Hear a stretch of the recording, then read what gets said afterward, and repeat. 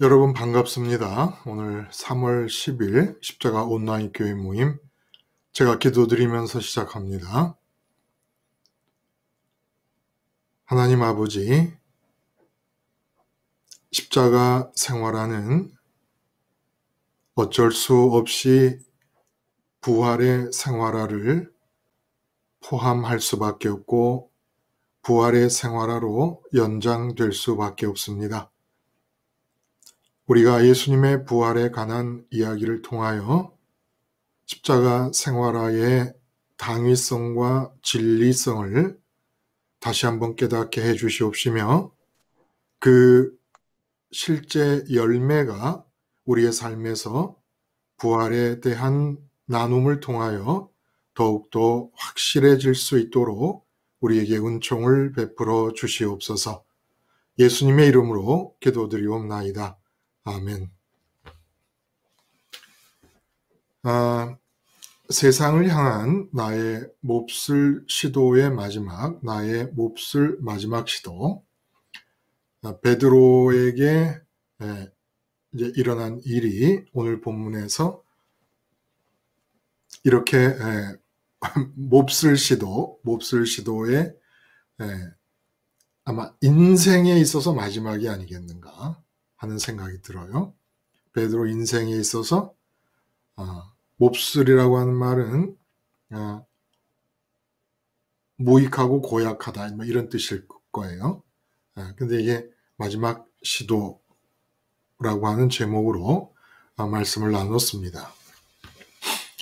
오늘 이 본문을 보는 관전 포인트가 중요한 것 같아요.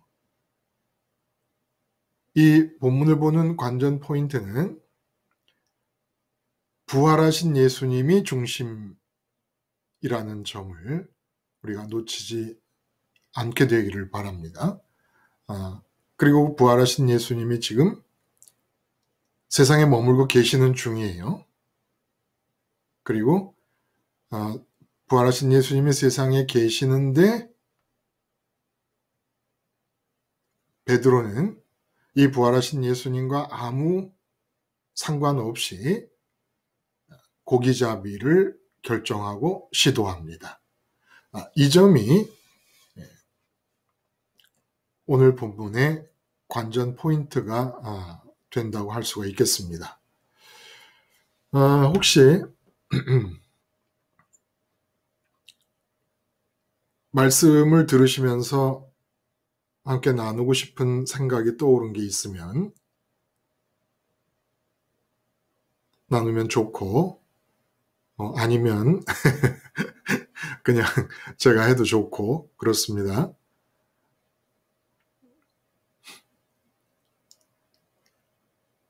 어떻게 보면 너무 뻔한 얘기 같기도 해요. 그래서 아마 여러분이 더 하실 말이 없었을 수도 있겠다 하는 생각이 듭니다. 그런데 우리의 관전 포인트를 중심으로 좀 생각을 해보면 중요한 점이 들어있다는 거예요. 얘기하실 분 안 계시지요?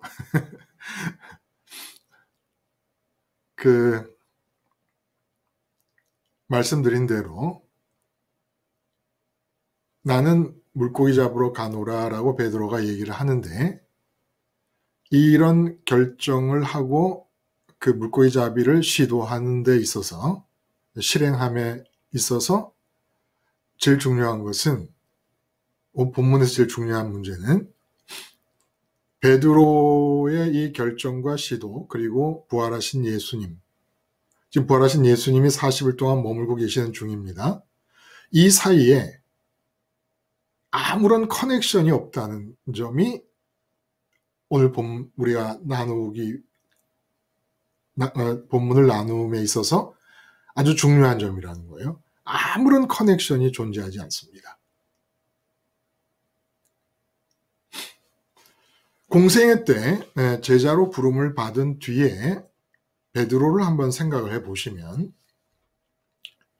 그 베드로가 무엇을 하든지 예수님과 연결이 되지 않은 상태였던 적이 없습니다. 근데 지금 얼마나 굉장한 일이 일어난 겁니까? 예수님이 부활하셔서 다시 재회 사건이 일어났어요. 다시 만났는데, 근데 예수님과는 완전히 별도로 자기 생각을 가지고 그 생각을 실행에 옮기는 일이 벌어지고 있다는 겁니다. 지금 부활하셨지만 예수님과의 연결이 완전히 끊어져 버렸어요. 그러니까 베드로 입장에서도 정말 이해가 안 가는 것은 도대체 왜 예수님은 부활하신 뒤에 이 제자들과 함께 거하지를 않으셨던 걸까요? 이것이 베드로로서는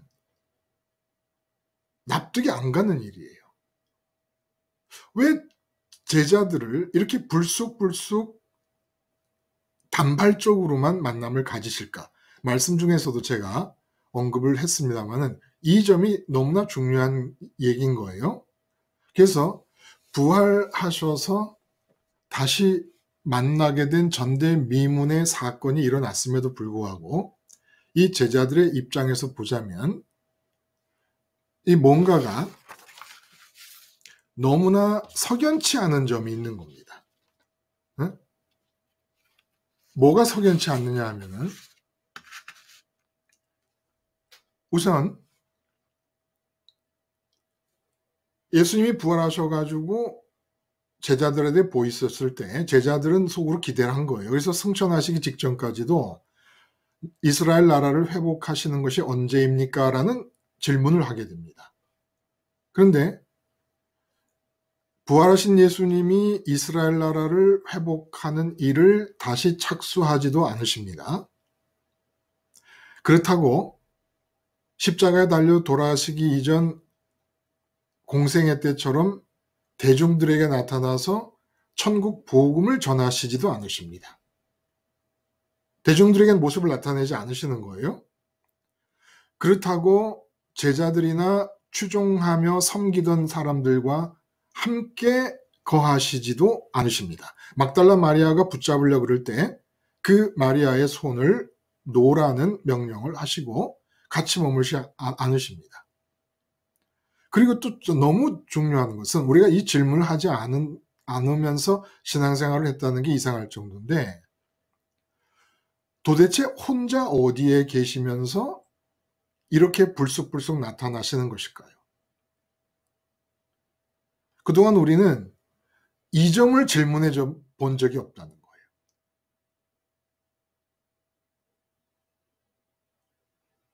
선민의 나라 이스라엘에는 뭐 엄청난 문제들이 쌓여 있습니다. 지금 지도자들의 어떤 영적인 비리와 부패, 말로 다 할 수 없는 그런 추악한 실태들이 그대로 있는데 예수님은 부활하시고 전혀 상관을 안 하십니다. 그러니까 부활하신 후에 제자들과 예수님이 단절이 돼버렸어요. 잠깐 만나기는 하지만 예수님이 스스로 나타나실 때 볼 수 있을 뿐이지 위의 질문들이 하나도 대답될 수 없을 만큼 단절되어 버렸다는 거예요. 자, 이 질문을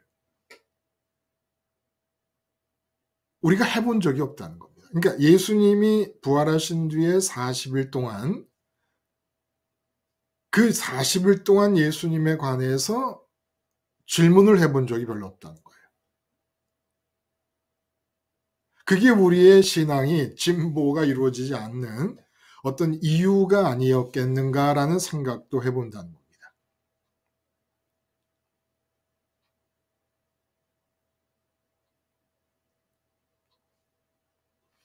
그래도 늘 말씀을 잘 하시던 장기용님이 제일 만만하네.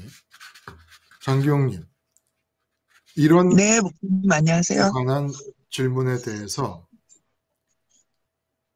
생각해 보신 적이 있어요? 사실 다 이상하지 않습니까? 음, 대답하시기가 어려워요. 왜 세 번밖에, 어, 나타나시지 않으셨을까? 제가 어, 지금 예, 이렇게 말씀을 드리는 이유는 네,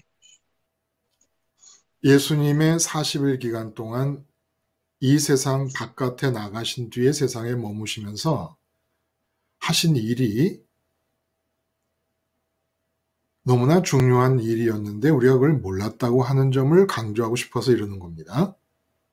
부활의 나라를 예수님이 만들어 놓으신 거예요. 세상 바깥에서 세상을 살 수 있게, 그리고 세상 바깥에서 하늘과 직통으로 연결되는 그런 전대미문의 장소, 누구도 그런 장소를 만들어내 본 적이 있거나 생각해 본 적이 없는 바로 그 장소를 주님께서 40일 동안 이 세상에 머무시면서 만드셨다는 이야기를 우리 기억해야 될 필요가 있기 때문에 지금 강조하고자 하는 겁니다. 그게 몰랐던 거예요. 제자들이 이렇게 석연치 않은 생각을 할 수 있는데, 그랬다면 예수님의 십자가 무덤과 부활이 이렇게 세상 밖으로 나가면서 세상과 병존하고 동시에 하늘과 직통으로 연결되는 새로운 공간을 만들어냈다고 하는 사실을 제자들은 모르고 있었습니다. 그러니까 예수님이 그곳에 계셨다는 걸 몰랐다는 거예요. 세상 바깥에서 세상과 공존하고 하늘과 직통으로 연결되는 그런 새로운 공간이 만들어졌다는 것을 몰랐다는 거죠. 그래서 예수님의 부활은 공생애 때 사시던 그 세상 안으로 돌아온 것으로 생각을 한 겁니다. 그래서 문제가 되는 건 예수님을 믿는 사람들이 이 예수님께서 죽으시고 부활하셔서 40일 세상에 머무시면서 만드신 공간 안으로 들어가야 된다라고 하는 사실을, 이 공간이 있다는 사실을 모르게 될 경우에 오늘 베드로가 예수님 부활 이후, 그러나 오순절 이전, 부활 이후 오순절 이전에 베드로가 머물렀던 그 상태에 모두가 다 머물러 있는 것이 되어버립니다. 그러니까 우리가 전도를 해도, 기독교를 소개해도 십자가와 무덤과 이어지는 부활을 통해서 예수님이 40일 동안 세상에 거하시면서 다른 장소에 거하셨기 때문에 나타나는 결과가 제자들과 단절되는 것과 같은 상황이 벌어졌다는 거예요. 이 단절되는 것과 같은 이 상황 속에서 예수님이 거하시던 그 부활의 나라를 알려줄 수 없다면, 그럼 예수 믿는 것은 지금 베드로처럼 예수님 부활 이후 오순절 이전 그 사이에 끼어 있는 상태가 되어버리고 맙니다. 그러니까 우리가 십자가 생활을 한다는 것은 부활 생활을 한다는 것이고, 왜냐하면 십자가에서 죽었으면 반드시 부활이 이어지니까 그 부활 생활을 한다는 것은 예수님께서 40일 동안 세상 밖에서 세상에 머무시던, 그래서 40일 동안을 머무셨던 거예요. 너희도 나처럼 내가 40일을 머무는 것처럼 이렇게 세상에 머물러야 된다라는 겁니다. 나와 함께 죽은 자들은 모두 내가 40일을 머물고 있는 이 상태대로 세상에 머물러서 세상을 살아야 된다.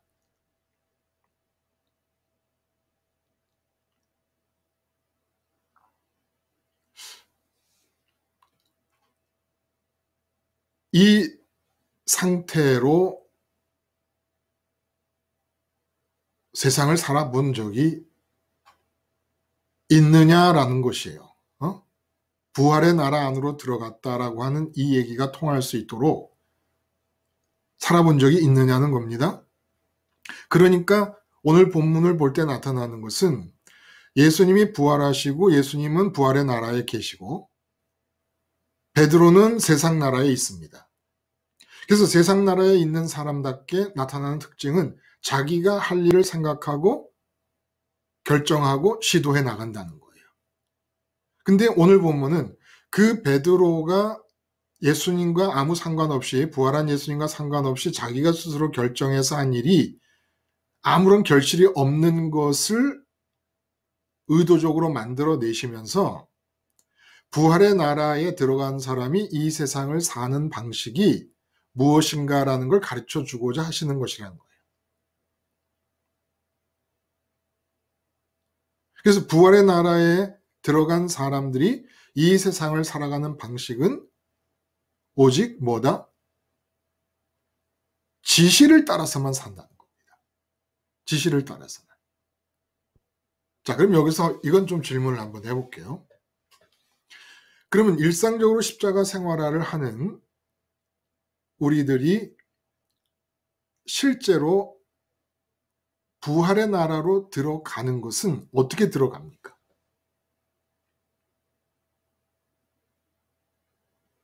한번 대답해 보실 분 안 계세요? 목사님, 실제로 부활의 나라에 들어가고 내가 부활의 나라에 들어갔다라고 하는 그 증거를 나 자신이 어떻게 붙잡을 수가 있습니까? 일단 목사님 안녕. 네, 저기 그러니까 예수님은 이미 이제 장기용님 마이크는 부활하셔서 여시고 말을 안 하세요? 예, 목사님 안 잘 안 들리는 들리나 봐요. 건가요? 아, 네. 죄송합니다. 제가 아, 네. 말씀하세요. 그러니까 예수님은 이미 이제 부활하셔서 예, 예, 3차원과 4차원을 왔다 갔다 하시면서 길을 만드시는 것 같아요. 예, 예. 그리고 저희는 여전히 3차원에 머물러 있고요.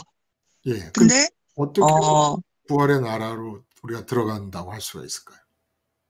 예, 그럼 일단 전제돼야 되는 조건은 여지껏 말씀하신 대로 그 십자가의 죽음과 부활이 연결이 돼 있잖아요. 예, 예. 예, 그러면은 일단은 십자가에 죽어서 죽은 자라는 자아의식을 유지할 때 부활의 나라를 경험할 수 있는 것 같거든요, 목사님. 그러면 그렇게 죽은 자의 자의식이 맞죠? 그것이 없고서야 부활의 나라로 들어갈 수가 없죠.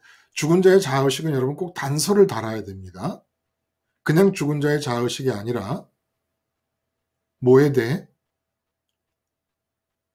세상에 대해. 세상에 대해. 반드시 단서가 필요한 거예요. 세상에 대해 네네. 죽은 자의 자의식이 있을 때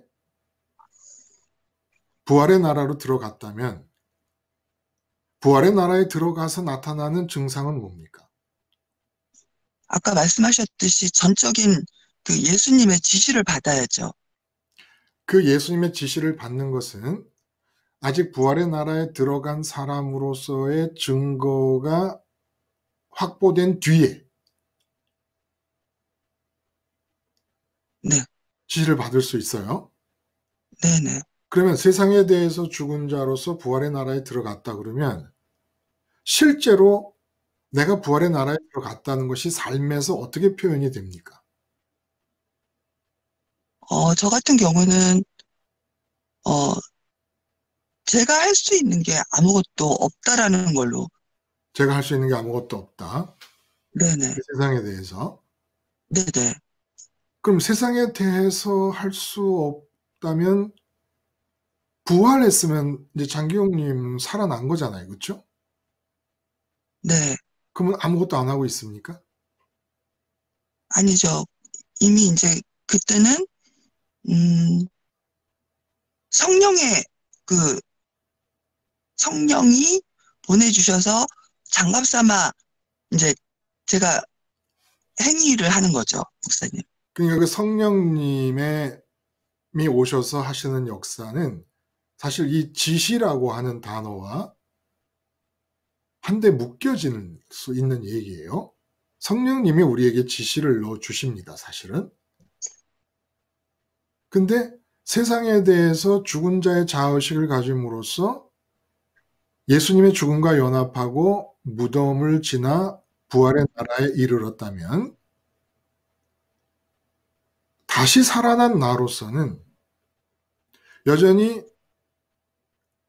본성적으로 욕구하게 되는 거예요. 다시 살아나도 변하지 않는 건 우리 마음이 비어있는 공백으로 있다는 거예요. 우리의 의식은 누군가를 있다고 느껴야만 되는 것이고 다시 살아나도 마찬가지입니다. 이 본성은. 그러니까 부활의 나라에 들어왔다는 증거는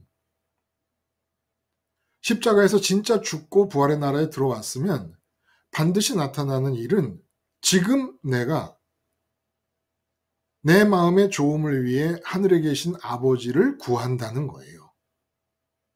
그리고 아버지의 존재감을 눈으로 보이는 어떤 것보다 먼저 느끼며 또 그런 존재감을 느끼도록 기도하는 것이라는 거예요. 간구하는 거라는 거예요. 쉬지 않는 기도가 이게 부활의 나라 속에서 나타나는 증거라는 겁니다.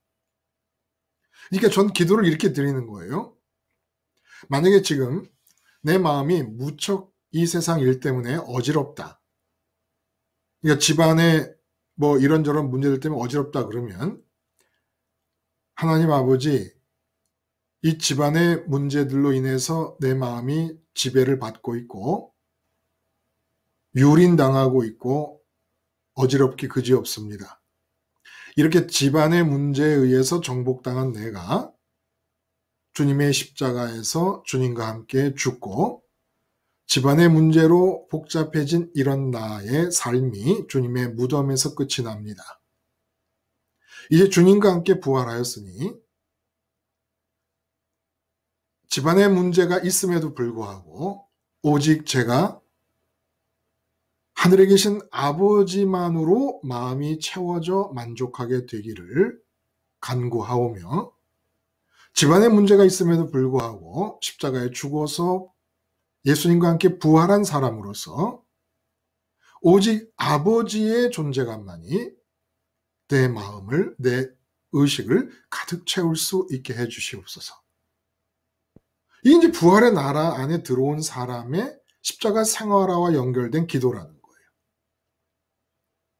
그래서 내가 회사에서도 마찬가지라는 거예요. 모든 사람이 승진과 월급 인상을 구할 때 승진과 월급 인상을 바라는 나는 십자가에서 주님과 함께 죽게 해주시옵시고 오직 승진과 월급을 바라는 이 나는 무덤으로 삶이 끝이 나게 하시며 부활하신 예수님과 함께 부활하여 이제 하늘에 계신 아버지만을 이전에 내가 승진을 바라듯이 그렇게 바랄 수 있게 해주시옵소서. 이게 이름이 거룩히 여김을 받으시오요 라는 기도의 내용인 겁니다. 실제로. 그래서 무슨 일이 생겼을 때라도 이걸 실제 적용을 해보는 겁니다. 돈 문제가 심각해도 십자가에서 돈 문제에 휘둘리고 있는 나는 죽었다. 무덤으로 돈 문제에 휘둘리는 나의 삶이 끝났다. 이제 부활하신 예수님과 함께 내가 부활의 나라에 들어갔다면 이제 하나님만을 구하자. 그래서 돈 문제가 어떻게 되든지 내 마음이 흔들리지 않을 수 있을 만큼 하나님으로 채워지게 해주세요. 지금 이 세상에서 어떤 문제가 일어나든지 내 마음에 평강이 깨지지 않도록 아버지 하나님의 존재감으로 채워지게 해주시고 아버지 하나님의 조음으로 채워지게 해주세요. 이게 부활의 나라를 사는 방식이라는 겁니다. 부활의 나라로 들어가는 것이고 실제로 이게 믿음으로 들어가는 것이죠. 예, 장기용님 말씀하세요. 네, 목사님. 저희 가족이 5인데 지금 남편만 빼고 지금 다 확진이 된 상태예요. 그럼 장기용님도 목이 안 좋으시네. 네네, 지금 저도 확진이 돼가지고, 예, 그러고 있는데, 요번 또 이 일을 계기로, 네네. 내가 진짜 지금 이 순간 부활의 나라에 있구나. 그런 생각이 드는 게, 예. 네네. 전혀 염려가 안 되고, 그냥 하나님이 이렇게 모르실 리가 없으니까 네. 거기에만 치중을 하고 있어요, 지금. 아, 근데, 예. 근데 예전에는 뭐가 잘 되는 일이 있었을 때, 그 공생의 예수님 안에서 안주를 했었다면, 예, 예. 지금은 이런 상황인데도 불구하고, 너무 마음이 평안한 거예요. 그래서, 아, 그러니까 오로지 내가 집중하는 건 이 상황을 왜 허락하셨을까? 그리고 어떻게 주권적으로 인도해 나가실까? 음, 아직까지 지금 그런 상태라, 그렇다면 내가 지금, 마음이 굉장히, 그러니까 옛날에 일이 잘 됐을 때 느끼는 그 평안함과는 다르게 그 맞아요. 하나하나의 그 정말 감사와 평안이 느껴지는 거예요, 목사님. 예, 예. 네, 그, 그래서 이것이 부활의 나라에 있다라는 증거인가? 맞죠. 네, 사실 이 세상 일이 잘 될 때라야 그동안은 하나님이 살아계신 것 같기도 하고, 더욱더 좋은 하나님으로 느껴지기도 하고 그랬었단 말이에요. 뭐 구약의 광야에서 이스라엘 백성들처럼. 근데 지금 온 가족이 아마 어느 한 가족이 시작을 했겠는데, 이 코로나가 기서 이제 다 전염이 되면서 확산이 되니까 사실은 심각한 문제죠. 그럼에도 불구하고 지금 장경이 말씀하신 것을 예수님에게 그대로 적용해서 빗대어 얘기해 보자면, 이스라엘 나라가 코로나와 같은 영적인 지독한 감염 상태에 있었음에도 불구하고 예수님은 그냥 그 현장을 쏙 빠져나오신 겁니다. 그러니까 온 가족이 코로나가 걸려 있는 상태에서 부활의 나라를 산다는 것은, 일단 첫 번째가 그 현장에 하나님의 주권이 임하고 있다는 걸 믿고, 나는 그냥 예수님이 쏙 빠져나오듯이 쏙 빠져나와서 십자가의 죽음과 무덤에서 끝을 내고 삶을, 그리고 부활해서 나와 있으면서 하늘과의 연결에 치중하는 겁니다. 이게 부활의 나라를 사는 거예요. 근데 오늘 베드로처럼 이 부활하신 예수님이 세상에 지금 계시는 중인데, 이 예수님과 아무 상관없이 그냥 내가 떠오르는 생각을 가지고 이 세상 안에 머물고 있는 상태에서, 난 이거 할래, 난 저거 할래, 그리고 이 걱정 저 걱정 하게 되고, 사실 기독교 종교인들이라는 사람들이 다 이렇게 살고 있는 거예요. 부활의 나라가 예수님에서 만들어졌음에도 불구하고 그 나라 안으로 들어가겠다는 생각을 하며 살아본 적이 별로 없는 겁니다. 그러니까 쏙 빠져나오는 거예요. 쏙 빠져나와서 우리가 부활했기 때문에 주체성이 살아있으니까 그 주체성을 놀리지 말자고 말씀드렸어요. 절대 주체성을 놀리지 말고, 죽은 거는 세상에 대해 죽은 거고, 세상에 대해 죽었다는 건, 세상에 대해 죽었다는 건 어떻게 가장 강하게 드러납니까? 세상에 대해 죽었다는 증거가 드러나는 방식이 뭡니까? 장기영님 말씀하실 수 있겠어요? 뭐가 세상에 대해 죽은 거예요? 저의 감정과 생각과 의식, 생각과 감정과 의식보다 더 네. 먼저 작동하는 욕구가 채움의 욕구, 음, 마음 채움의 욕구고, 그 마음 채움의 욕구가 움직여야 생각과 감정과 의지도 움직인단 말이에요. 그리고 있음을 느끼는 의식, 이 의식의 욕구. 죽었다는 것은 세상에 있는 것에 대해 있음을 느끼지 않는다는 거예요. 죽었으니까 있음을 느끼지 않는 거죠.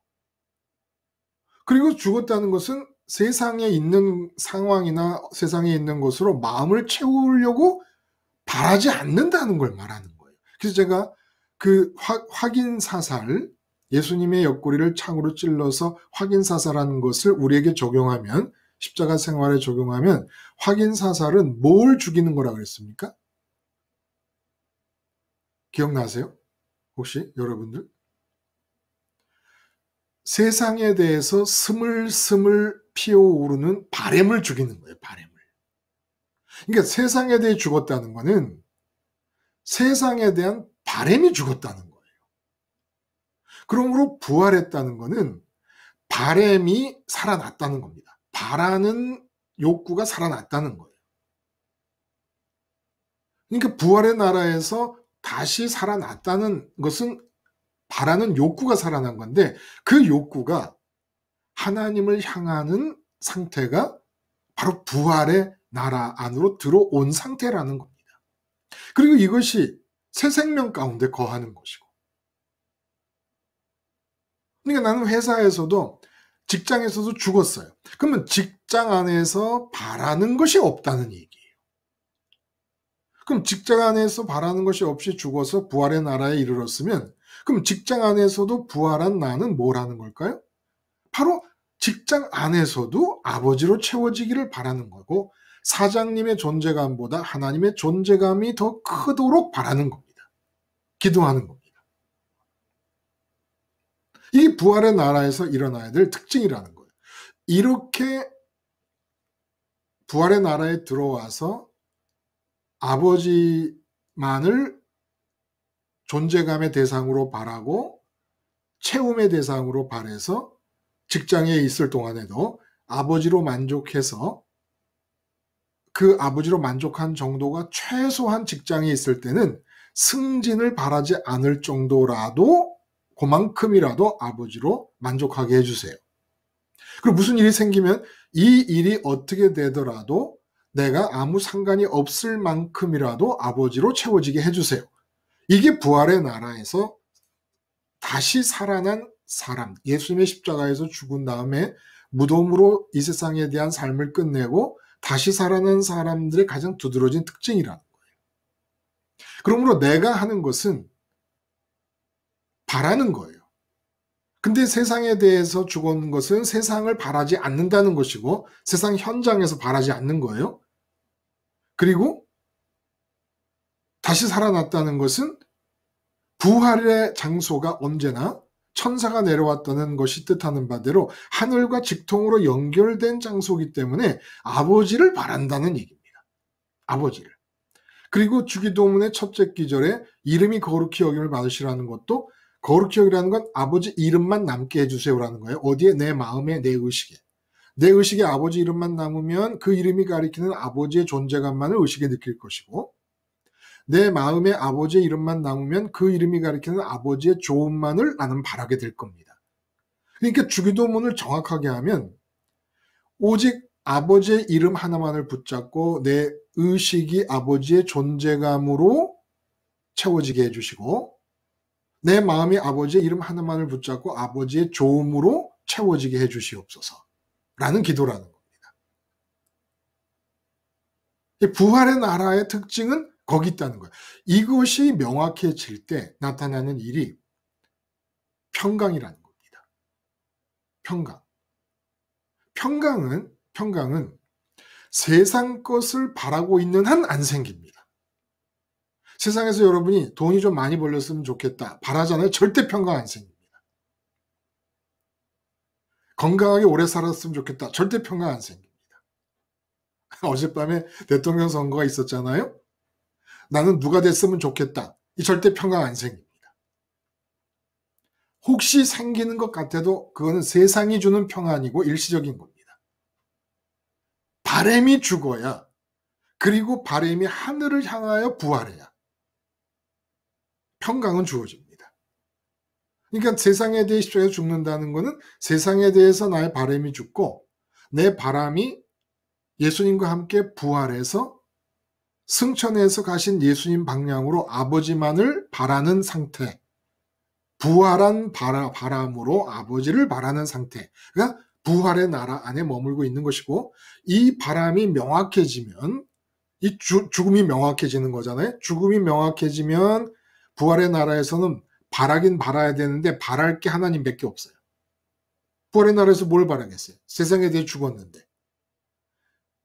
그러므로 죽음이 명확하면 아버지를 바랄 수밖에 없고, 아버지를 명확하게 바라면 세상에 대해 죽을 수밖에 없고, 바람은 하나만 바라야 되는데 세상 걸 바라면 아버지를 못 바라고, 아버지를 바라면 세상 걸 못 바랍니다. 근데 부활의 나라는 어떤 나라냐? 아버지만을 바라고 있는 상태가 된다는 겁니다. 이게 부활의 나라라는 이야기를 하는 것은 세상을 살아도 세상이 속하지 않았다는 얘기만 하고 나면 세상에 속하지 않기가 힘들어요. 마치 연애하다가 헤어지고 나면 헤어지기가 힘들어요. 그럴 때는 제일 빠른 길은 다른 대상, 다른 애인을 새로 만나야 빨리 여기 과거에 헤어진 이 관계가 정리가 돼요. 근데 세상에 속하지 않았다, 세상에 대해서 죽었다 얘기해도 대상이 없으면 죽고 사는 것이, 새롭게 사는 것이 쉽지 않다는 거예요. 그래서 주님이 40일을 머무시면서 세상에 머무시면서 40일 동안을 부활하신 상태에서 체류를 하신 거예요. 그래서 세상에 속하지 않으면서 사는 길, 내가 40일 동안 거닐었던 그 공간, 그 차원을 들어와서 세상을 사는 것이다. 근데 그 차원에 들어오면, 그 차원에 들어와서 부활한 바람은, 부활한 욕구는 하나님을 바랄 수밖에 없게 된다. 이 하나님을 바랄 수밖에 없기 때문에 오늘 본문에서 예수님의 지시대로 물고기를 잡는 일이 벌어지는 것처럼 이 세상을 향해서는 마치 부활의 나라가 배 타고 있는 것과 같아요. 부활의 나라가 배를 타고 있는 것과 같아서 세상에 대해서는 지시를 따라서 그물을 내리는 것과 같은 거예요. 왜냐하면 배가 물에 붙어 있지만 물에 속해 있지 않잖아요. 배 안으로는 물이 한 방울이라도 들어오면 안 돼요. 그럼 배가 아닌 거잖아요. 물 수면 위에 떠 있으되 물은 한 방울도 들어오지 말아야 되는 게 배란 말입니다. 근데 부활의 나라가 딱 요런 거라는 거예요. 이 세상 바다 위에 떠 있습니다. 세상 바다 위에 떠 있으면서 세상은 하나도 들어오지가 않는 것이 부활의 나라입니다. 근데 그 부활의 나라에서 붙어 있는 세상 바다에 대해서 어떻게 일을 하며 사느냐? 지시를 따르는 거예요. 지시를. 그러니까 오늘 이 본문의 관전 포인트가 바로 이 점이라는 겁니다. 부활의 나라와 세상 나라가 붙어 있으되 분리되어 있고 서로 섞이지 않은 채로, 그런데 그 부활의 나라에 계신 예수님과 아직 세상 나라에 있는 베드로가 전혀 커넥션이 없는 상태로 머물고 있다. 커넥션이 없는 상태로 머물고 있다는 것은 베드로가 반드시 이 부활의 나라로 들어가야만 된다는 사실을 우리에게 강하게 얘기해주고 있다는 겁니다. 근데 그 부활의 나라가 정말 이 장면이 그대로 비유적으로 사용되듯이 세상이라는 바다 수면 위에 떠 있고, 그래서 세상은 하나도 들어오지 않은 상태입니다. 세상에 속하지 않았으니까. 근데 세상을 살아야 됩니다. 이때 바로 그물을 우편으로 내려라, 오른편으로 그물을 내려라 하시는 것처럼 지시를 따라서만 세상을 산다는 거예요. 마치 그물을 내리듯이, 아니면 손을 수면 아래로 내려서 뭔가를 건지듯이, 그렇게 부활의 나라에 있는 사람으로서 내리지 말고 뛰어내리면 안 되는 거예요. 부활의 나라에 머물면서 사는 겁니다. 그게 그냥 그대로 보여지고 있는 거예요. 이 지금 고기 잡는 장면을 통해서. 이게 우리 예를 들어 장기호님처럼 집안에 지금 온 가족이 코로나 확진이 된 상태다. 그럼 그건 세상이에요. 그럼 그 세상에서 십자가 붙잡고 온 가족이 코로나 걸린 상태 때문에 혼란해진 내 마음은 예수님 십자가에서 죽고, 이렇게 코로나로 인해 혼란해진 나는 무덤에서 삶이 끝납니다 라는 고백을 통해 부활의 나라로 들어갑니다. 부활의 나라로 들어가면 코로나 낫게 해주세요라는 기도를 드리지 않은 거예요. 장기용님 지금 말씀을 들어보니까. 그냥 이 코로나의 현장은 아버지의 주권에 맡기고 부활의 나라에 들어가면 우리가 할 수 있는 것은 아버지를 구할 수밖에 없습니다. 코로나 상황이 아무것도 아닌 게 될 수 있을 만큼 돌에 맞아 죽는 상황이 스테반 집사님에게 있어서 아무것도 아니게 될 수 있을 만큼 아버지로 채워짐으로 평강을 주세요라는 그런 간구가 응답된 모습이 보인 거 아닙니까? 스테반 집사님의 경우. 근데 코로나 상황이 아무것도 아닌 것으로 여겨질 수 있을 만큼 아버지로 내가 채워질 수 있게 해주세요. 라는 기도, 아버지 버는 기도, 아버지 부자 되는 기도, 그리고 아버지를 버는 그 정도를 항상 그 삶의 현장에서 내 마음을 흔드는 그 문제를 놓고 요 문제에 의해서 흔들리지 않을 만큼이라도 아버지로 채워질 수 있게 해주세요. 라는 것을 쉬지 않고 기도를 드리는 겁니다. 쉬지 않고. 그래서 언제나 부활의 나라는 배가 수면 위에 떠 있듯이 그렇게 세상과 붙어 있으면서 세상에 속하지 않은 채 우리가 들어오기를 기다리고 있고, 그리고 우리가 들어와서 부활의 나라에서 부활한 우리의 욕구와 우리의 바램은 오직 승천하신 방향을 따라 아버지만을 바라고 있는 중에 예수님께서, 하나님 삼위일체 하나님께서 지금 네가 타고 있는 부활의 나라가 떠 있는 너의 삶의 현장이라고 하는 바다에 대해, 그게 세상이잖아요. 이런 일을 하라고 지시를 주신다는 겁니다. 그 지시를 따르는 삶과, 지금 베드로가 부활하신 예수님은 분명히 세상에 계신데 부활하신 예수님과의 커넥션이 끊어진 상태에서 세상 나라에 머물고 있고 예수님은 부활의 나라에 머물고 계시니까 그런 세상 나라에 있으면서 나는 고기 잡아야지, 고기 잡으러 간다 라고 말한 상태와 비교를 하라는 겁니다. 그래서 이 베드로의 몹쓸 시도, 잘못된 시도가 실패로 돌아가는 장면을 계기로 해서 부활의 나라에 들어간 사람들이 이 세상을 사는 방식, 이 세상을 사는 모습을 바로 배 위에 탄 모습을 보여주시면서 우리에게 비춰주시는 거예요. 여러분 이 장면을 꼭 기억하세요. 너무 좋잖아요. 그렇죠? 갈릴리 바다 위에 작은 배가 떠 있습니다. 갈릴리 바다는 세상을 뜻하고 이 바다 위 수면 위에 떠 있는 배는 부활의 나라를 뜻합니다. 그래서 부활의 나라는 세상에 속하지 않았습니다. 수면 바깥으로 나왔다는 것은 바다에 대해 죽었다는 것이에요. 세상에 대해 죽었음을 말합니다.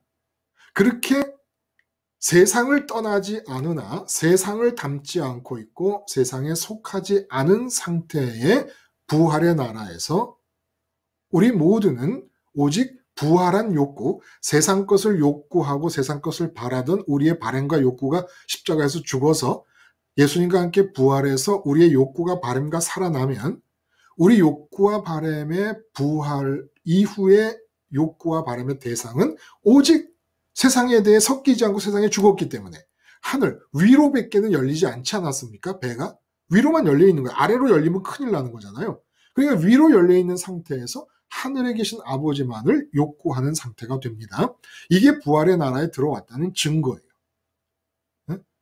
이런 증거가 지속되고 있고 이런 증거, 쉬지 않는 기도가 이런 기도로 유지되고 있으면 반드시 나타나는 일이 이 부활의 나라라는 배 안에 있는 나에게 이 세상인 바다를 향하여 우편의 그물을 던져라라는 예수님의 지시가 있다라는 얘기입니다. 이 지시를 따라 사는 거예요.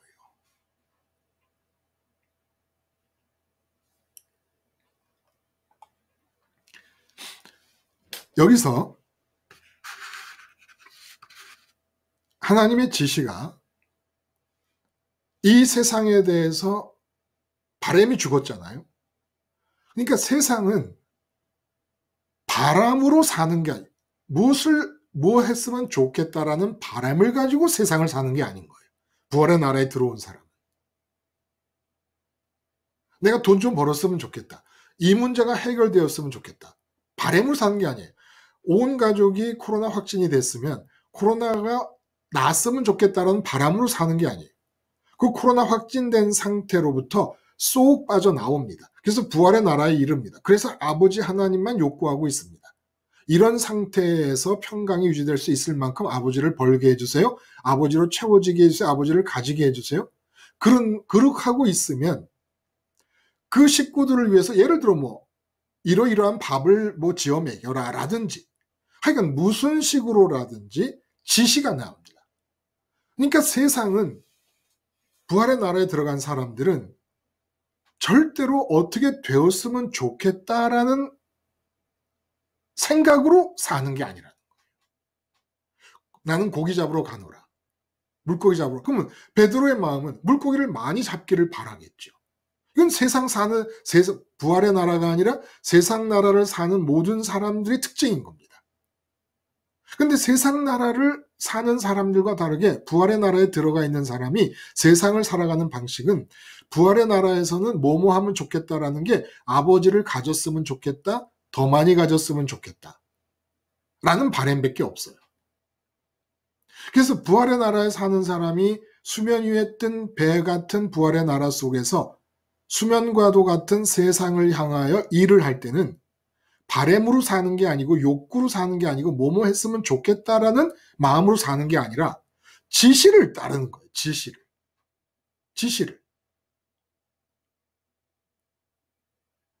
지시를 따르지 않으면 세상을 살 수가 없습니다. 아니면 지시를 따를 수 없으면 아예 부활의 나라로 들어가지 않든지 말든지.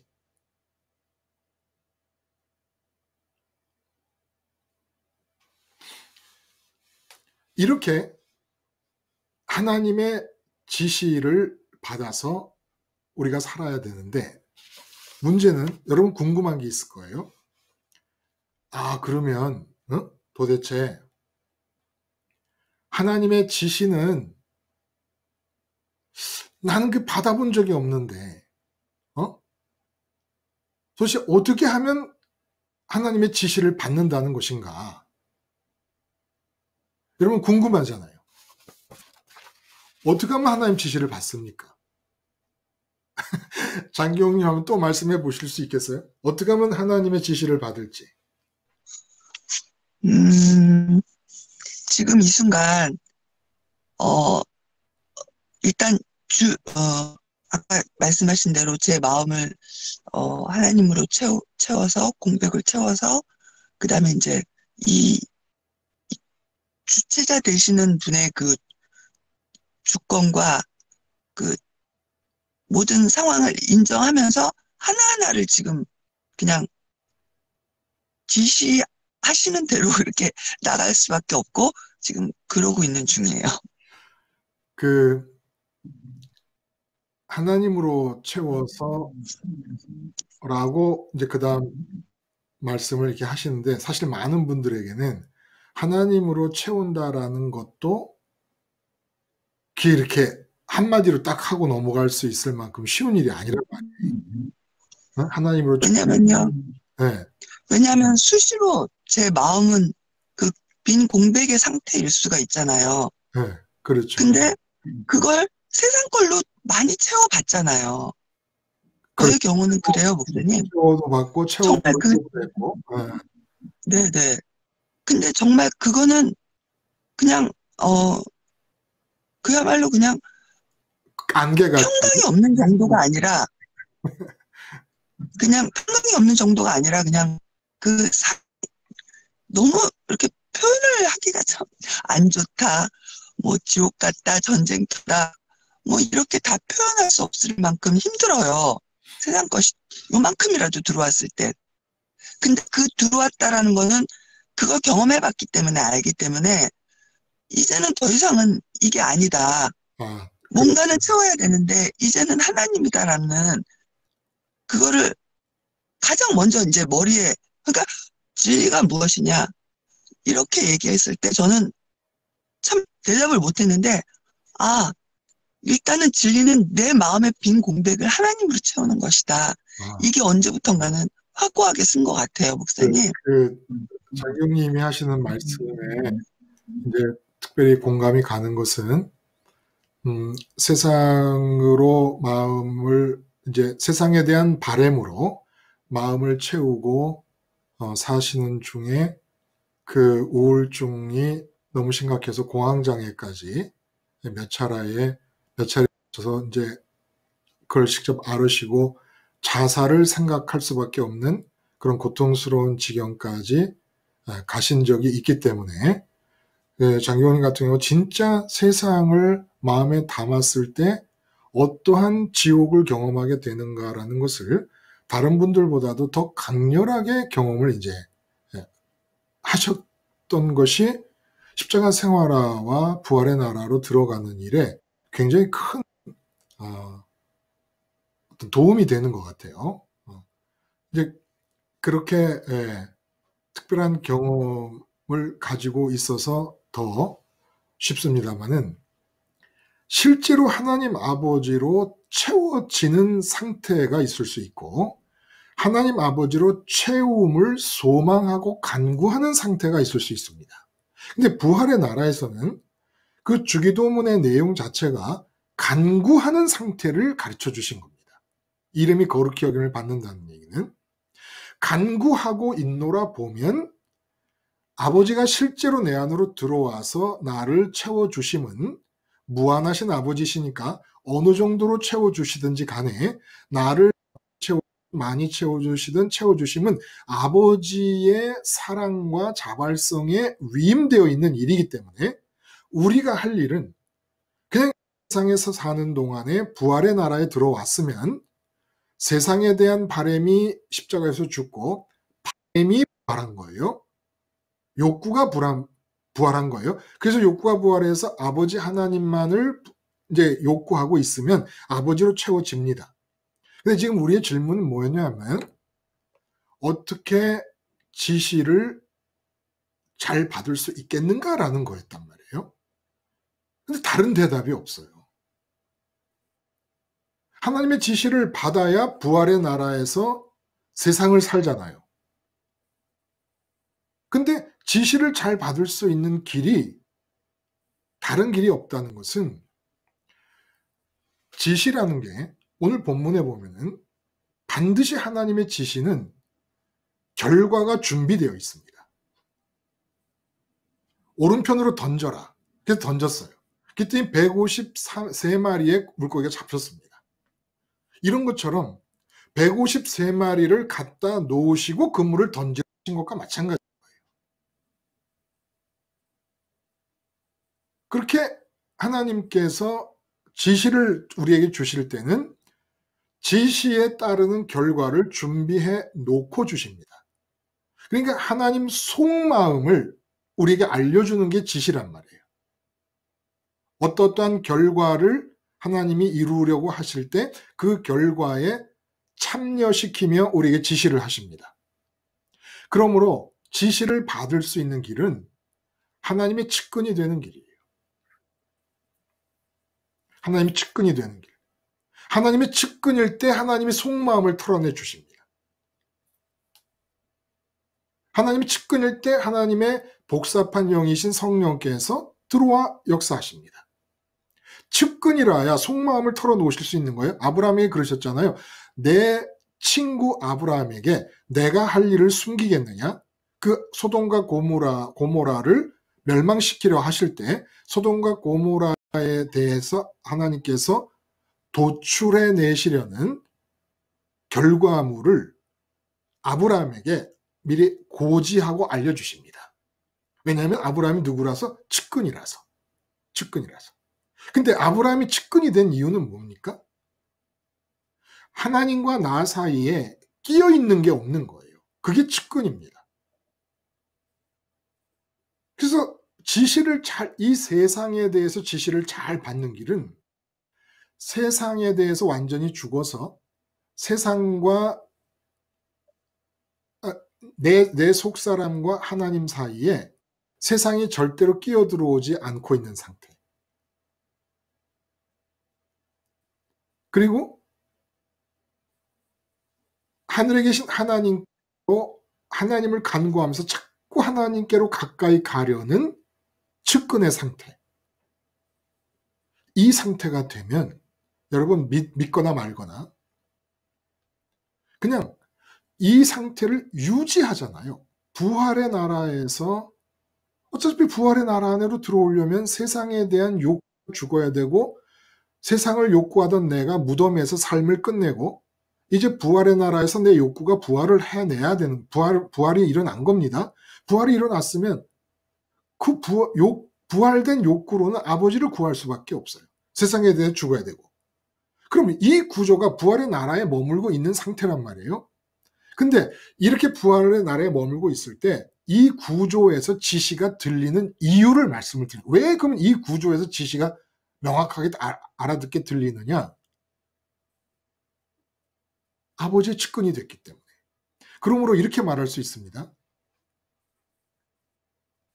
세상 예를 들어 우리 생활에 지금 돈 문제가 있다. 그리고 장기용님 같은 경우 지금 가족이 확진자들로 가득 차 있다. 그러면 그 가족이 확진자들로 차 있는 세상 상태로부터 멀면 멀수록 그 가족이 확진되어 있는 상태에 대한 하나님의 지시가 잘 들리고 명확하게 들린다는 거예요. 지금 내가 돈 문제에 시달리고 있다. 그러면 그 시달리고 있는 돈 문제로부터 내 마음이 죽어서 멀리 떨어지면 떨어질수록, 그러니까 완전히 내 일이 아닌 것처럼 남의 일인 것처럼 내 마음과 의식이 그 돈 문제로부터 멀리 가면 갈수록 그 일에 대한 아버지 하나님의 생각과 지시가 명확해진다는 겁니다. 왜냐하면 세상과 하나님 사이에서 나는 십자가를 통해서 세상에 대해 죽고 아버지를 선택하는 거예요. 뭐가? 욕구가, 바램이. 그래서 세상에 대해서 십자가에서 바램이 죽어버리고 세상을 바라던 나는 무덤에서 삶을 끝내는 겁니다. 그리고 바램이 부활하신 예수님과 함께 다시 살아나서 부활의 나라로 들어오면 아버지를 구해서 우리의 욕구가 하늘까지 예수님을 따라가는 거예요. 하늘에 계신 아버지를 쫓아가는 겁니다. 이렇게 해갖고 세상에서 현장에서 일어나고 있는 일에 대해서 우리 마음이 제일 멀리 예수님을 따라 우리의 욕구가 아버지가 계신 하늘까지 가서 아예 우리의 욕구가 예수님 안에서 하늘의 자리를 잡고 아버지만 바라고 있는 상태에서 세상으로부터 까마득하게 멀어졌잖아요. 그 가장 멀어진 상태에서 세상에 대한 아버지의 뜻이 가장 명확하게 들리고 깨달아진다는 거예요. 제가 미국 뉴욕으로 유학을 간 부모님하고 대화를 하면서 뉴욕 얘기밖에 몰라요. 뉴욕에서 뭐가 어땠는데 지난주에는 무슨 뉴욕 그 브로드웨이에서 뭘 봤다고 하는데 너무 좋았다고 그러더라. 우리 딸이 이 뉴욕을 통해서 미국의 문화를 잘 배우고 있더라. 계속 뉴욕, 당신들은 한국에 있는데 한국에 있는 얘기 한마디도 안 해. 그래서 제가 그랬습니다. 딸이 지금 뉴욕에 있다고 생각하시죠? 뉴욕이 있지요. 딸을 따라 마음이 자꾸 뉴욕으로 가지요. 그럼요. 절대로 뉴욕에 있는 딸을 만나지 못합니다. 뉴욕에 있는 딸을 내 마음이 한국에 있으면서 마음이 뉴욕으로 쫓아가서는 못 만난다는 거예요. 그럼 어디 가야 만납니까? 지금 한국에 계시는 곳에서 하늘에 계신 아버지께로 가면 그 아버지 안에 바로 집사님의 따님이 들어 계십니다. 우린 착각하는 거예요. 현상적으로 이 세상 속에서 누구를 만날 수 있다고 생각을 합니다. 돈 문제가 있으면 그 돈 문제를 내가 이 세상 안에 머물고 있으면서 부활의 나라로 가지 않고 세상에 머물고 있으면서 돈 문제가 해결됐으면 좋겠어 라는 바람, 욕구를 가지고 돈 문제를 손으로 덥석 붙잡습니다. 그러면 해결이 되는 줄 아는 거예요. 그럴 일 없습니다. 그 돈 문제는 아버지 안에 다 관계되는 일과 상황과 대답이 다 들어있습니다.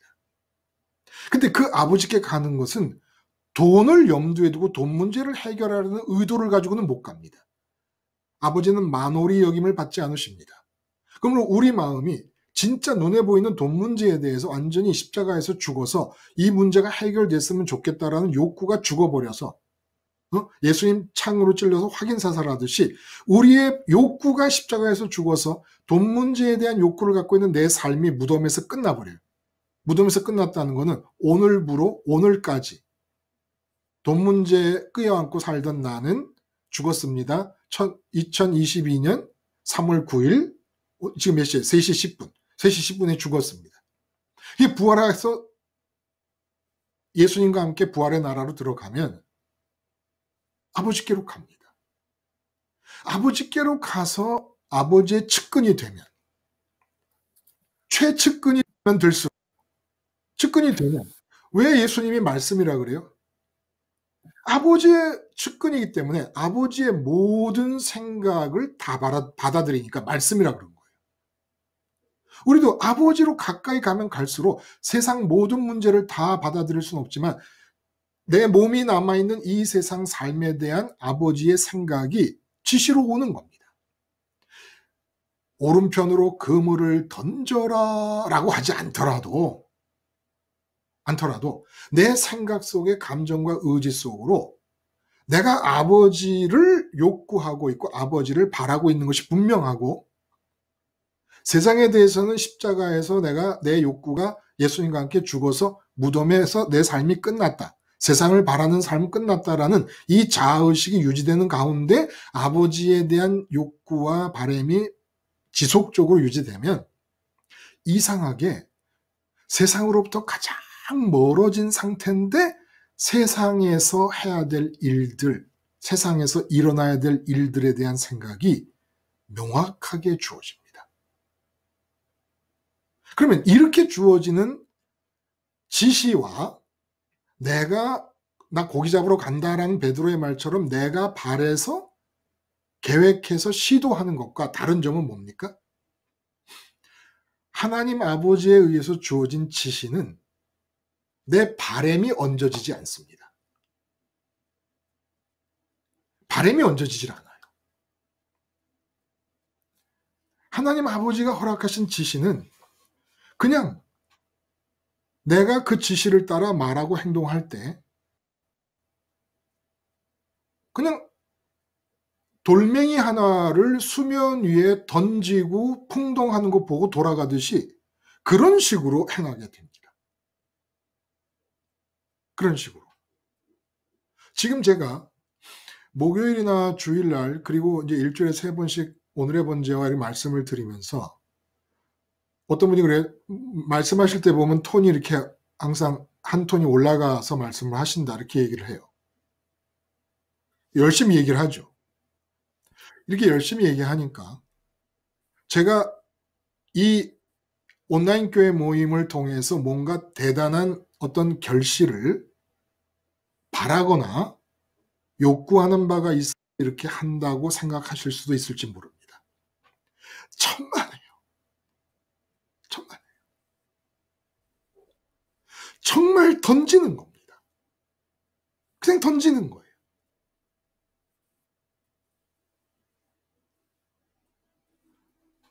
부활의 나라에 들어가서 세상을 살 때 세상에 대한 관계는 말하고 행동하는 모든 것이 지시를 따르게 되고 그 지시가 내 생각이 아니라 하나님의 지시인 걸 아는 길은 내가 지금 이 말을 하고 이 행동을 하면서 바라는 바가 이 행동과 말의 결실을 바라는 것인가 아니면 하늘에 계신 아버지로 내 마음이 채워지기를 바라고 있는 것인가를 보면 안다는 거예요.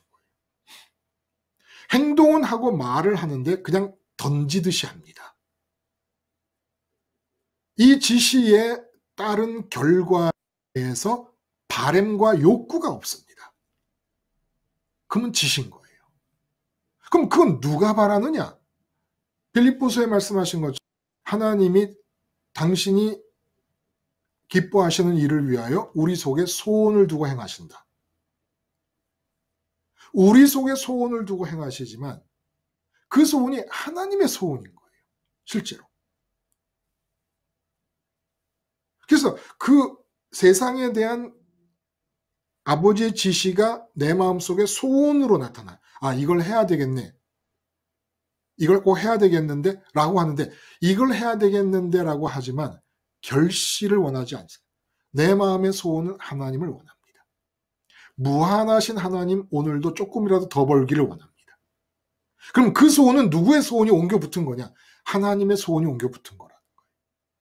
하나님께서 내 삶에 대해 소원을 갖고 계시고 이런 일들을 이루고 싶으셔서 욕구하고 계시기 때문에 그 하나님의 욕구를 따라 우리에게 지시가 주어지는 거라는 겁니다.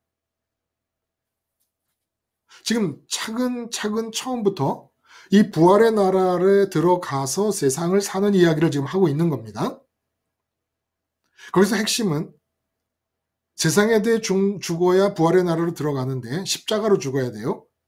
십자가를 통해서 세상에 대한 욕구가 죽는 것이고, 부활의 나라에서 욕구가 부활하면 욕구하는 대상이 하늘에 계신 아버지로 바뀌는 겁니다. 욕구를 안 한다는 게 아니에요. 죽는다 그러니까 욕구가 죽어버리는 게 아니에요. 우리 주체적인 자발적인 바람이 죽는 게 아닙니다. 이렇게 결과물이 나타날 때, 지시를 따를 때 결과물이 반드시 준비되어 있다는 거예요. 그래서 이 지시가 무섭다는 것은 좋은 의미에서 창조주 하나님의 지시입니다. 예수님이 지시를 하던 성령님이 지시를 하던 아버지 하나님의 생각을 받아서 지시를 해주시는 것이니까. 그러므로 이 지시에 권세와 힘이 있습니다. 없는 것을 있게 하시기도 하고 있는 것을 없게 하시기도 하며, 모든 인간 세상이 만들어 놓은 원칙과 법칙과 규칙 따위에 매이지 않을 수도 있습니다. 초월해 있을 수 있습니다. 일단 닫으면 열 자가 없고 열면 닫을 자가 없는 것이 하나님의 지시의 권세입니다. 자, 보세요. 지금 밤새도록 고기를 잡았어요. 고기를 못 잡았습니다. 근데 예수님께서 해가 이제 동이 트는 무렵에 해변가에 계시면서 고기를 못 잡았다는 얘기를 들으시고 오른편으로 그물을 내리라 그래요. 이 말이 참 우스운 거예요. 밤새도록 고기를 잡으면서 오른편에 그물을 내려본 적이 없겠습니까? 바로 직전까지, 포기하기 전까지 오른편에 그물을 내렸을 거예요. 왼편에도 그물을 내렸을 것이고 앞뒤로도 그물을 내렸을 것입니다. 똑같은 상황, 똑같은 현장입니다. 그런데 하나님의 지시가 내려옵니다. 무엇 때문인지 모르지만 홀린 듯이 이 사람이, 해변가에 있는 사람이 누군 줄 알고 예수님인 줄 알고 지시를 받아들인 게 아니에요. 그러니까 이건 하나님이 역사를 하시는 것이죠. 지시를 받고 오른편에 내렸습니다. 그 오른편이라는 밤새 수십 번 그물질을 했던 곳이에요. 근데 지시가 떨어지고 오른편에 그물을 내리자마자 큰 물고기 153마리가 잡혀갖고 그물이 찢어질 지경이 되었습니다. 이게 하나님의 지시라는 거예요. 없었어요. 거긴 고기가. 없었고 하나님의 지시가 떨어지자마자 그 배의 오른편에 큰 물고기 153마리가 몰려있던 겁니다. 그럼 이렇게 한번 질문을 해봐요. 153마리가 싹 건져진 뒤에 어느 제자가 욕심이 나서 다른 작은 그물로 그곳에 다시 던졌다 그러면 고기가 잡혔을까요? 안 잡혀요. 왜? 지시를 따르지 않은 거니까. 오른편으로 그물을 2번 내려라 하신 것이 아니니까. 지시라는 게 이런 거예요. 세상 사람들은 상황과 조건을 보면서 이 상황과 이 조건에서는 내가 어떻게 하면은 결과가 있을까? 어떻게 하면은 일이 잘 될까? 이런 걸 자기가 계산해서 계획을 하고 시도를 합니다. 이게 몹쓸 시도라는 거예요. 근데 부활의 나라에 사는 사람들은 바램이 죽었기 때문에, 세상에 대한 욕구가 죽었기 때문에 오직 쉬지 않고 기도하고 간구하는 건 아버지를 욕구하는 것밖에 없어요. 그러니까 이 아버지를 욕구해서 세상으로부터 가장 멀리 떨어져 있는 상태에서 아버지의 측근이 됩니다. 아버지의 측근이 되면 세상에 대한 아버지의 생각이 들리기 시작합니다. 측근에게만 들리는 거예요. 측근에게만. 들려서 세상에 대한 아무 바람이 없이 지시대로 합니다. 지시대로 하면 인간 세상에서 사람들이 자기 기준으로 볼 때 상황과 현장이 어떻든지 아무 상관없이 아버지가 준비한 결과물이 그냥 내가 측근이 돼서 아버지의 지시를 따라 움직이면 그 움직임에 대한 결과물이 그대로 나타난다는 거예요. 보세요. 똑같은 현장입니다. 똑같은 현장에서 오른편, 왼편, 앞뒤 할 것 없이 반복해서 그물을 내렸어요. 한 마리도 못 잡았어요. 그럼 오늘 끝이구나. 자, 오늘 끝난 상태예요. 고기 잡는 거 한 마리도 못 잡았어요. 이 끝난 상태로 판단되어지는 인간적인 상황 속에 하나님의 지시가 떨어집니다. 밤새 몇 번을 던졌을지 모를 오른편으로 그물을 또 던집니다. 그런데 153마리 큰 물고기가 잡힙니다.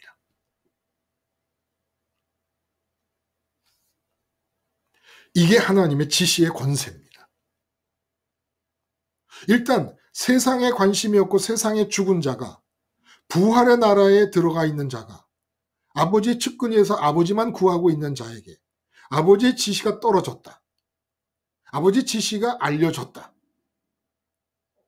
아버지의 지시를 알 수 있으려면 하나님 측근이 돼야 됩니다. 하나님 측근이 되면 오른편으로 그물을 던져라 라는 식이 아니더라도 내 마음속에서 세상을 향하여 이런 일을 해야 되겠다라는 소식으로 이런 것을 생각이 나게끔 하시든지 이러한 느낌을 갖게 됨으로 행동을 하게 되든지 어떤 방식으로든지 나타날 때 내가 부활의 나라에 있음이 분명하면 아버지의 지시입니다. 아버지의 지시예요. 그 아버지의 지시는 반드시 아버지께서 권세를 가지고 그 지시를 행할 때 나타나는 결과물을 준비해 놓으신다는 거예요. 물론 이 결과물이 항상 153마리를 잡는 것 같은 세상의 기준으로 볼 때 형통의 방식으로만 주어지는 건 아닙니다. 예수님이 그렇게 지시만 따라 사셨어요. 아버지의 지시만 따라 사셨어요. 그렇게 아버지의 지시만 따라 사셨음에도 불구하고 결과는 사람들이 아무도 안 받으려고 십자가에 못 박아 죽이십니다. 십자가에 못 박아 죽이시는 일을 결과물로 준비해 놓으신 거예요. 그러니까 결과물은 세상의 기준으로 볼 때 항상 형통하는 방식으로 많이 버는 방식으로 많이 쌓는 방식으로만 결과물이 주어지는 건 아니라는 거예요. 그래서 중요한 것은 내가 부활의 나라에 들어왔다는 증거들이 확인되고 있느냐라는 거예요.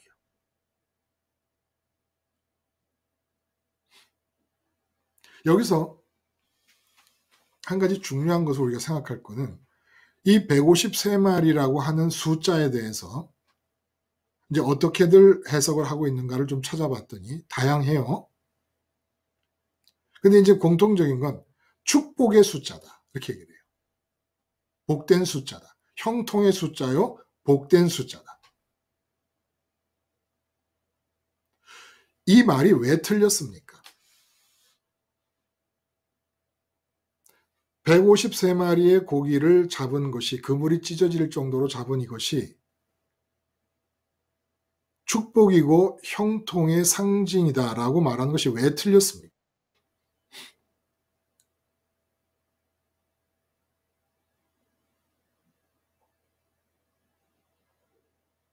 복이 뭐예요? 복. 축복할 때 복. 복은 바람직한 겁니다. 바람직한 거. 그런데 부활의 나라에 들어와 있는 사람들이 바람직한 것을 찾을 때 세상에 대해 죽었다면서. 세상에 대해서는 바랄 만한 것이 없는 상태가 되도록 십자가에서 죽어서 세상 것을 바라며 욕하던 내가 무덤에 묻혔다면서, 그래서 부활의 나라에 들어왔다면서, 부활의 나라에 들어온 사람이 어떻게 세상에서 153마리 잡힌 것이 축복이라고 느낄 수가 있느냐, 이런 얘기입니다. 부활의 나라에 들어와야 예수님 믿는 겁니다. 지금 부활하신 예수님이 세상에 있고 물고기 잡으러 간다라는 결정을 하고 시도하는 베드로가 세상에 있는데 커넥션이 없습니다. 부활의 나라로 들어와야 되는 거예요. 세상의 나라에서 하고 있었기 때문에. 그러므로 예수 믿는 사람이 부활의 나라에 들어오는 건데, 부활의 나라에 들어왔다면 세상에 대한 욕구와 바람이 죽은 겁니다. 근데 복이라는 건 바람직한 것이에요. 최고로 바람직하고 으뜸으로 바람직한 것이 복입니다. 근데 세상에 대한 바람이 죽은 사람들이 내가 세상에 대해서 지시를 받고 행했을 때 그 결과물이 세상에 나타났다고 해도 그 내 지시를 받은 대로 움직여서 나타난 결과물이 세상에 있는 것인 한, 하늘에 계신 아버지가 아닌 한 어떻게 그것이 내게 복이 됩니까?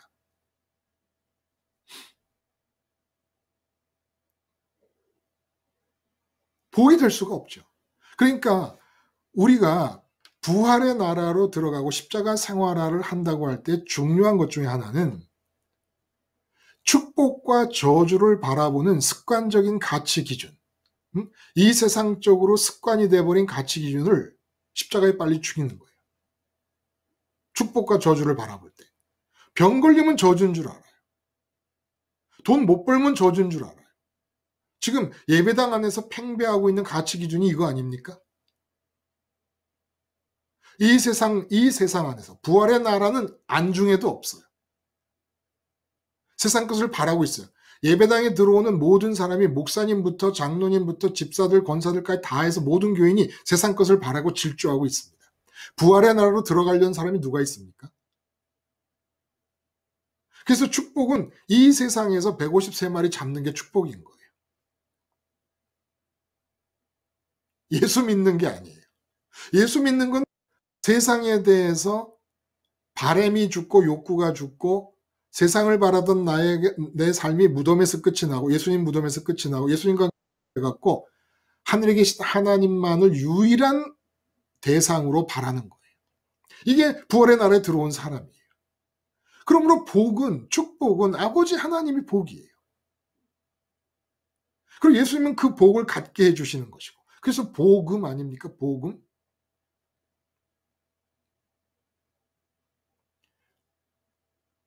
그러면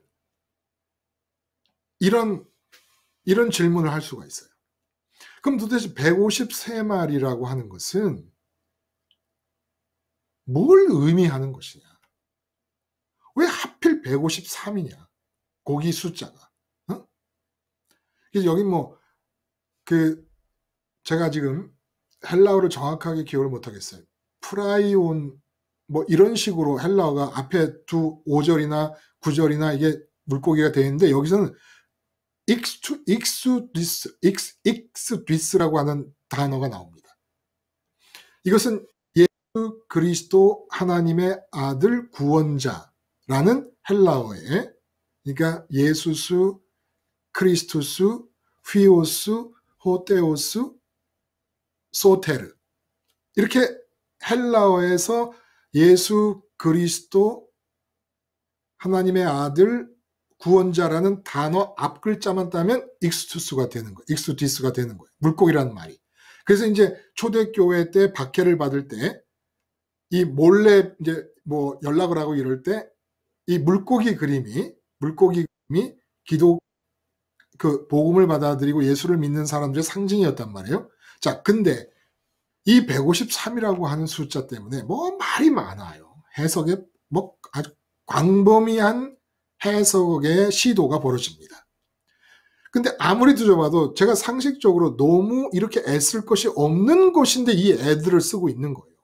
이 153이 갈릴리 바다에서 찾아지는 무슨 물고기의 모든 종류를 말하는 153은 100과 50과 3의 합인데 100은 100세의 아들을 얻었으니까 아브라함이 약속이 성취됨을 뜻하는 것이고 50은 희년, 자유와 해방을 뜻하는 것이고 3은 삼위일체를 뜻한다. 뭐 이래가지고 말도 못해요. 말도 못해. 근데 한번 이렇게 제가 한번 질문해. 153마리가 이 153, 모나미 153이라는 볼펜 이름도 거기다 갖다 적어놓은 거예요. 그 볼펜으로 일하는 것마다 일이 잘 돼서 축복을 받으소서 뭐 이런 뜻인가 봐요. 왜 153마리냐? 참새 한 마리 떨어지는 것도 아버지께서 허락하지 않으시면 안 되는 겁니다. 아버지의 주권으로 지시를 하셨고 아버지의 주권으로 주어진 지시를 따랐더니 결과물이 주어졌어요. 153마리. 큰 물고기가. 그러면 참새 한 마리 떨어지는 것도 아버지께서 역사하신 거니까 해필이면 153마리가 된 것도 아버지께서 물고기 한 마리가 그물에 잡히는 것이나 참새 한 마리가 떨어지는 것이나 아버지 주권이 작용하기는 마찬가지 아니겠습니까? 그럼 154마리는 무슨 뜻일까요? 간단해요, 여러분. 자, 그물로 153마리를 잡아 끌었다는 얘기가 나와요. 너무 간단하고 쉬워서 기가 막힐 거예요, 여러분. 들어보면.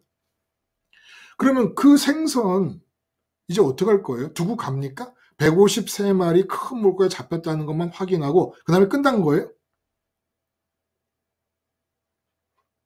153마리가 잡혔으면 잡아다가 주님께서 아침에 생선과 떡을 놓고 굽고 계시다가 그 잡은 것 중에 생선 좀 갖고 오너라 해서 큰 물고기니까 한 2마리 갖다 놓고 나면 150마리 정도 남은 거 어떻게 했겠어요?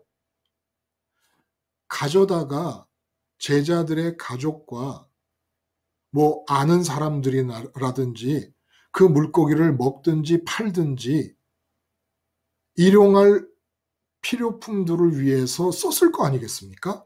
아니 이게 상식이지. 어떻게 153마리 잡혔다는 얘기를 해놓고는 다른 얘기 아무것도 없고 이 153이 무엇을 뜻하느냐만 생각하고 있는 거예요. 153마리는 잡아서 제자들의 가족과 그 필요한 사람들에게 하나님에 의해서 다 골고루 공급이 된 겁니다. 하나님이 이 사람들이 제자들에 의해서 잡힌 153마리의 고기를 필요로 할 사람들을 다 정해 놓으시고 참새 한 마리 떨어지는 거 주장하시는 하나님께서 그 물고기의 몇 번째 물고기는 어느 집에, 몇 번째 물고기의 앞부분은 뭐 어느 집에, 아니면 어느 물고기 부분은 팔아서 돈으로 만들고 해서 이 물고기로 인해 주어지는 혜택을 누리게 될 사람들의 필요를 다 아시고 잡으시고 그대로 쓴 거지. 무슨 이유를 가지고 뭐 100은 무슨 숫자고 50은 무슨 숫자고 3은 무슨 숫자에다가 뭐 153은 뭐 교회를 가리키는 것인데 뭐 찢어지지 않고 그물에 갇혔으니까 교회가 찢어지지 않는다는 것이다. 교회가 찢어지지 않기는 왜 안 찢어져요? 이 세상에서 제일 많이 찢어진 단체가 교회인데. 그냥 편하게 생각해요. 아버지가 왜 잡히게 했을까? 그 필요한 사람이 있으니까. 아버지가 나에게 지시를 줘요. 그럼 지시를 왜 행하실까? 그 내가 지시를 받아서 행하게 된 결과를 통하여 아버지가 그 결과와 연관된 사람들에게 역사하실 일들이 있으니까. 내가 지시를 받아 행한 것을 그 사람들이 받아들이든 안 받아들이든 어떤 결과가 보이든 안 보이든 세상의 기준으로 성공을 한 것처럼 보이든 실패한 것처럼 보이든 그 상관이 없는 거예요. 지시를 받은 게 성공이고 지시대로 한 것이 성공이지 결과물은 하나님이 결정하시는 거기 때문에 무조건 다 성공인 거예요. 실패처럼 보여도 성공이고 예수님이 십자가에서 죽은 게 세상적으로 보면 제일 실패잖아요. 근데 예수님이 뭐라 그래요? 다 이루었다. 다 이루었다. 그러므로 자유한 겁니다. 하나님의 지시를 따라 사는 특징은 내가 지시를 받아 행동을 해놓고 행동의 결과에 대해서 자유한 거예요. 이렇거나 저렇거나 매이질 않는 겁니다. 153마리는 분명한 거예요. 분명한 거예요. 필요한 사람들이 그만큼 있기 때문에 153마리로 정하신 겁니다. 더도 덜도 필요 없이 하나님이 딱 맞은 만나를 모든 사람의 머릿수에 맞게 양을 허락하신 것처럼 그렇게 딱 필요한 사람들에게 그 순간 그 한정된 시간 안에는 그 153마리를 필요로 하는 사람들이 있으니까 153마리를 잡히게 한 거지. 뭘 그걸 가지고 뭘 그걸 알레고리칼한 해석이라 그래요? 우화적인 해석. 우화적인 해석이라는 것은 지금 살아계신 하나님의 뜻을 찾으려고 그러지 않고 기존에 있는 종교의 틀, 종교의 요소들에 말씀을 갖다 꽤 맞추는 겁니다.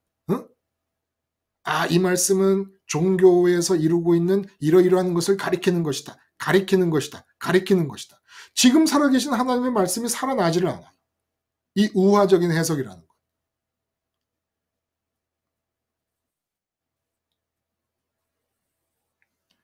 그래서 이제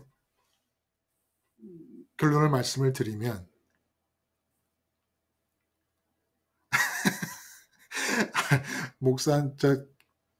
계신 김 목사님이 자꾸 뭘 이렇게 아이콘을 보내셔가지고 제가 어쨌든 이 세상에 있는 목사님. 예예. 아 말씀하세요. 오늘 목사님이 시선을 얘기했을 때 제가 그 전에 지금 그것을 마음에 얘기하고 싶어서 간증입니다. 예예. 지금 저는 그 말씀을 생각하면서 너희 안에 행하시는 하나님이시니 자기의 기쁘신 뜻을 위하여 너희로 소원을 두고 행하게 하시느니라 이렇게 예. 나오잖아요. 예예. 그러니까 사랑과 그것을 제가 이틀 전에 제가 이제 그 주유소에 그 기름을 들어갔어요. 근데 그 주유소의 근처에 네네. 참 미국에는 좀 집이 없이 그 밖에서 사는 사람이 많아요. 네네네. 노숙자들. 노숙자들 비슷한데 그날은 또 가니까는 한 50대 좀 넘은 사람인데 이빨이 다 빠졌더라고요. 아. 이빨 위에 하나가 남았어요. 네네. 그리고 이제 그 주유소에 앉아가지고서 뭔가 그냥 좀 아주 어려운 상황에 있는 걸 제가 목격을 했어요. 예예. 근데 내 안에 네네. 내 안에서 추구한 마음이 들었어요. 그 사람을 보면서 추구한 마음이 들어서 네네. The way of God to the God 그 팜플렛하고 그리고 이제 달러를 그 사람한테 줬어요. 예. 주니까 날 보고 이렇게 보더라고요. 이렇게. 갈라 그랬더니 저한테 You are God. 아 그렇게 얘기해요? I believe in you. 이렇게 나오더라고요. 그래서 저는 이제 내가 하나님이라 그러고 네네. 네가 하나님을 믿겠다 이렇게 얘기하더라고요. 네. 그래서 이 사람이 정신이 제 정신이 아니구나 이제 그렇게 하고 이제 저는 떠났어요. 예. 와서 오늘 새벽에 문득 마음에 그래 너 하나님이야. 네가 하나님이 아니고 네 안에 계신 분이 하나님이야. 네 안에서 역사한 분이 하나님이요. 예. 네 안에 계신 네가 하나님이 아니고 네 안에 계신 하나님이 그 사람을 군인이 보고 진심으로 좋기 때문에 그 사람이 너를 보고 하나님을 믿는다는 거지 널 믿는다는 게 아니야. 그래서 지가 오늘 그 말씀하신 게 그래 이게 나는 내 속에서 이게 하나님이 나를 통해서 지금 오늘도 그러잖아요. 나를 통해서 네가 하는 게 아니고 내가 하는 거다. 아멘. 그 사람이 정말 너무 불쌍하고 예. 내 인간 자체는 그런 사람이 생각이 안 들어요. 나는 악한 놈이야. 근데 치고나는 생각이 들고 불쌍한 생각이 들고 달러와 전도주를 줬을 때 그 사람이 딱 받으면서 날 보고 요아가 빌비 이러고 딱 할 때 맞다. 하나님이 계셔서 내 안에서 그 일을 하시는구나. 아주 오늘 말씀하고 잘 맞는 그런 실증이네요. 그러니까 지시라고 하는 게 꼭 그물을 오른편으로 던져라 라고만 내리는 게 아니라 아까 말씀드린 대로 우리의 감정과 의지에도 하나님의 생각이 전달될 수 있다고 그랬는데, 오늘은 진짜 그 하나님의 지시가 그런 사람이 아닌데 목사님 근데 측은지심을 하나님이 갖게 하셔서 그렇게 지시를 내리시고 따라 했더니 그 사람이 목사님을 볼 때는 그 심령에 하나님을 보는 듯이 느끼게 됐다라는 거 말 되지요. 그리고 당신을 만나니까 내가 이제 하나님을 믿으려고 한다라고 하는 거 말 됩니다. 그리고 우리 함께 나눴던 이 말씀과 너무 잘 맞아떨어지는 그런 말씀이라서 너무 감사합니다. 그 마지막으로 이 예수님께서 조반을 준비해 두시는 거, 이 장면이 또 우리에게 시사하는 바는 153마리도 제자들과 연관된 사람들의 필요를 위해서 하나님께서 그렇게 잡히게 하신 것이고, 그리고 제자들의 먹거리도 주님께서 어디서 도대체 주님이 부활하신 분이 어디서 물고기와 떡을 그리고 숯불을 준비하셨는지 준비해 놓고 기다리신다라는 얘기는 이 부활의 나라에 살 때 이 세상의 삶은 모든 몸이 살아있기 때문에 필요한 모든 것들을 아버지의 주권과 사랑이 준비해 놓으시고, 이 세상에서 필요한 일들은 하나도 빠짐없이 지시를 통해서만 내 생각의 지시를 생각으로 주시든, 김 목사님 말씀하신 대로 마음에 측은한 마음이라든지, 아니 어떨 때는 또 성전을 정화하실 때처럼 정말 분개하는 마음으로 아버지가 주실 때도 있어서 호통을 치를 때도 있겠죠. 또 의지에도 하나님의 마음의 지시를 주실 수도 있고, 이렇게 부활의 나라에 사는 사람들은 오직 지시를 따라 이 세상을 사는 것이다. 자, 마지막으로 배가 갈릴리 수면 위에 놓여 있습니다. 이 수면은 세상을 말하고 배는 세상에 속하지 않은 부활의 나라를 말합니다. 부활의 나라에 있는 사람들이 더 이상 물고기 잡을 생각 안 합니다. 다 실패했기 때문에, 죽었기 때문에, 세상에 대해 죽었기 때문에 아무것도 바라지 않는 상태에서 아버지의 지시가 떨어지면 지시를 따라 움직일 때 밤새 못 잡았던 고기 그 현장에서 153마리가 잡히는 아버지에 의해 준비된 결과물이 있는 지시를 따라 삶을 살게 되는 그런 부활의 나라의 자녀들이 된다는 것 기억하실 수 있기를 바랍니다. 기도하시겠습니다. 하나님 아버지, 우리 주님 죽고 부활하신 뒤에 그냥 떠나지 않으시고 40일을 머무시면서 어떻게 하든지 이 세상을 빠져나오는 구원받은 자들로서 부활의 나라에 머물며 아버지의 측근이 되고 이 세상은 지시를 따라 사는 당신의 공생애의 재현자들이 될 수 있도록 해주신 그 사랑을 낭비하지 않고 온전히 받아들일 수 있도록 우리를 권면하여 주시옵소서. 예수님의 이름으로 기도드리옵나이다. 아멘. 여러분 감사합니다. 오늘 오후도 좋은 시간 보내시기 바랍니다. 다음 시간에 뵙겠습니다.